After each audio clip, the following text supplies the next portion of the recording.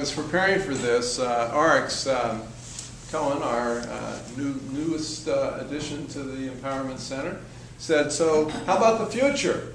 You know, enough of this stuff about the past.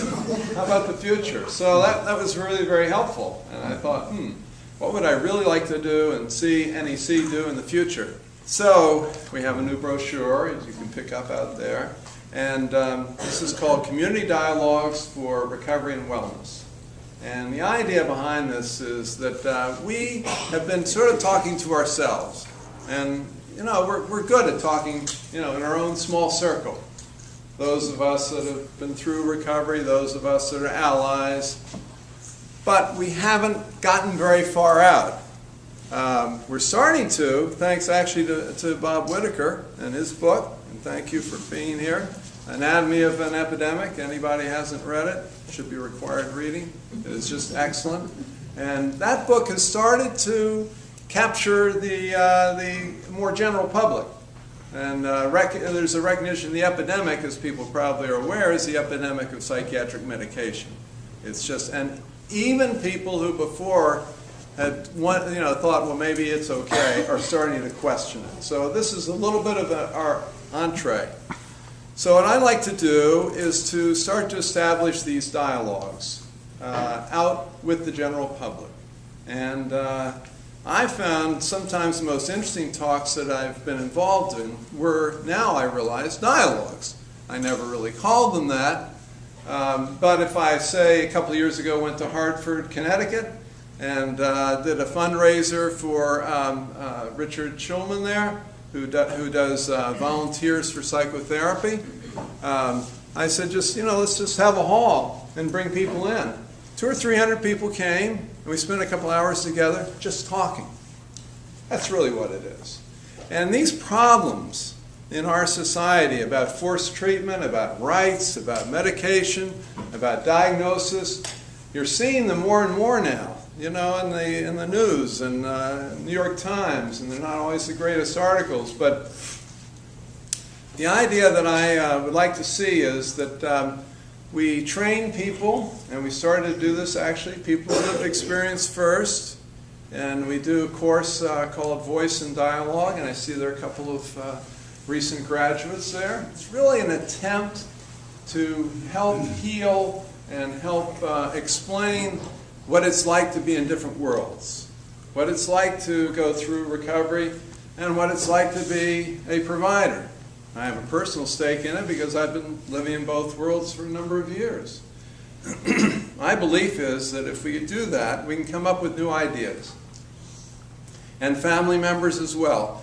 And in Ireland and Germany right now, they have something called trialogues. And family members, providers, and people with lived experience just get together periodically.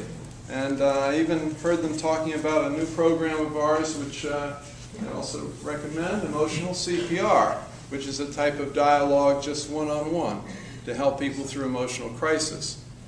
Because we're in crisis, this society is in crisis. And I'll tell you why the hat is on here. So I'll just give you a small illustration. So there's a group last month at Riverside Community Health, which is where these started, and Sabine has been helping out a great deal there. So our idea, always we say, is leave your hat at the door. Everybody leave your hat at the door, so that everybody's as equal as possible when we start the dialogue. So I walk in, and there's a woman who's been a client of mine. She said, "Oh, Dr. Fisher, hello." I said, remember, here's my hat. It's at the door. I'm Dan. Okay, Dr. Fisher, no. It's hard to get beyond labels. It's hard to get beyond roles. What we want to do really is, and anybody who wants to help out in this, you're welcome to stop by after the play. We can chat a little. I believe that we really, really need these dialogues. It's extremely important. We're in a crisis point, I feel, really, in our services. And people are angry at what they're getting. They don't want to be locked up anymore. It's a dreadful experience. Our rights are being abused very frequently. But on the other hand, we have to have alternatives. We can't just say, don't lock people up. What are you going to do? So we need to bring in things like open dialogue, actually, from Finland. There are alternatives that are very successful. I've worked out an arrangement with this Foundation for Excellence in Mental Health Care. And we're starting a fund, and the fund is going to be called Community Dialogues for Recovery and Wellness Fund. And I think it has to, initially these changes have to come from private philanthropy. In this case, the NEC is linking up with a community foundation, this Foundation for Excellence, which actually was inspired by Bob Whitaker's work. And through this foundation, we will put out our ideas. And anybody has any ideas of how to reach the people who might finance something like this, just stop by after the play and talk with me. And I'm told that we should aim high, not low, but high. We should look for an endowment is what we really should look for. Because these ideas, I want this work to go on for the next generation, for my children, for everybody.